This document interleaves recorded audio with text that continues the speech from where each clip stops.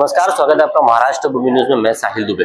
मैं इस वक्त मीरा रोड के Saint Thomas church में हूं, जहां पे एक प्रोग्राम रखा गया, जहां पे अविनाश यादव उपस्थित हुए। 18 तारीख को मीरा भाईंदर शहर में राज ठाकरे आने वाले हैं, उसी को लेके ये चर्चा रखी गई।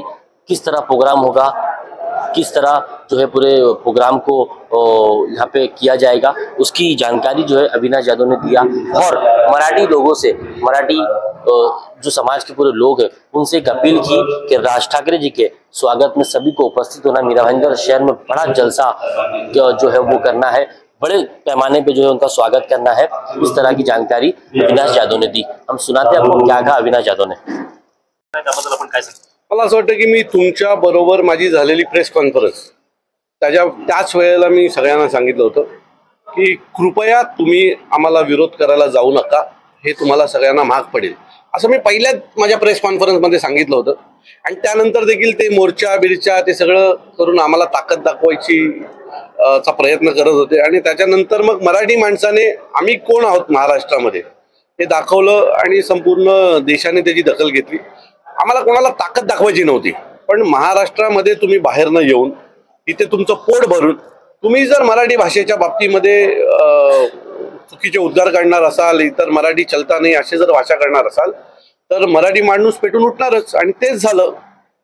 माझी याच्या पुढे देखील मीरा भाईंदर मधील अनेक नेत्यांना आणि अशा काही लोकांना ज्यांना मराठी बोलायची लाज वाटते, अशा सगळ्यांना माझी विनंती आहे हात जोडून की कृपया मराठी माणसाच्या आणि मराठी भाषेच्या नादाला लागू नका, त्याचा त्रास तुम्हालाच होणार आहे।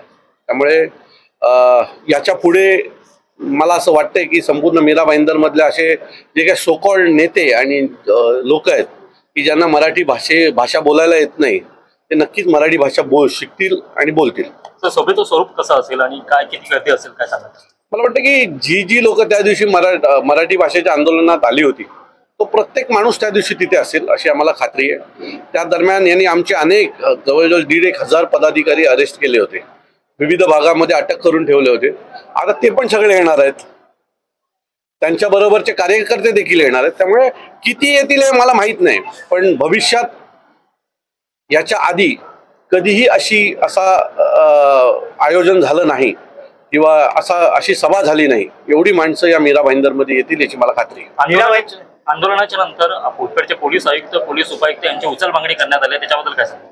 मला वाटतं की मी पहिल्या दिवशी ज्या दिवशी रात्री माझ्याकडे हे आले त्याच वेळेला मी म्हटलं होतं की तुम्ही चुकीचं करताय, माझं आंदोलन हे मराठी भाषेसाठी आहे, मी महाराष्ट्रात आंदोलन करतोय आणि अधिवेशन सुरू आहे, अशा दरम्यान तुम्ही आमचं आंदोलन जर अशा प्रकारे दाबण्याचा प्रयत्न करत असाल तर तुम्हाला त्रास होईल, असं मी त्यांना आधीच म्हटलं होतं। पण त्यांनी माझं ऐकलं नाही आणि कालांतराने ती गोष्ट खरी झाली आणि ते गेल्याचं मला दुःख आहे। परंतु जर त्यांनी आम्हाला मोर्चा काढायची परवानगी दिली असती तर आज ही वेळ आली नसती, किंवा जसं त्या लोकांनी व्यापाऱ्यांनी मोर्चा काढला, त्यांच्या मोर्चाला परवानगी नसताना तुम्ही त्यांच्यावर नंतर गुन्हे दाखल केलेत ना, आमच्यावर पण नंतर गुन्हे दाखल करायची आमची तयारी होती।